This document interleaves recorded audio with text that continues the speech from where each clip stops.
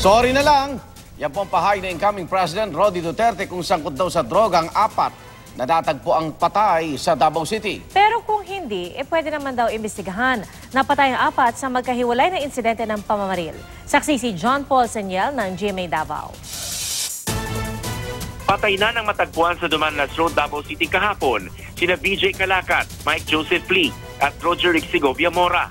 Hindi pa tiyak kung sino ang pumatay. Pero dahil nasangkot na sa snatching, bukas kotse at pagnanakaw, posible raw ginantihan sila ng mismo mga biktima. Regarding aning sa motibo, kung base unyag dunay nakaila sa ilaha sa ilang mga nabiktima, and karon nanimalo sa ilaha, no? Pasado alas 7 naman kagabi, pinatay ng mga nakamotorsiklong gunman si Magdaleno Liporada sa isang computer shop sa Don Julian Village. Wala pa tay background atong sa victim sa, no? Pero ato ang gipalawman kay base ug dunay motibo ning personal grudge o di kaya dunay kalambigitan sa illegal na droga. Sabi ni incoming President Roddy Duterte, paimbestigahan yan, depende kung ano ang kanilang kinasasangkutan. Pag ibang kasalanan, ipaimbestigahan natin. Drug? Oh, I'm sorry. I'm sorry. Ako si John Paul Siniel, ang inyong saksi.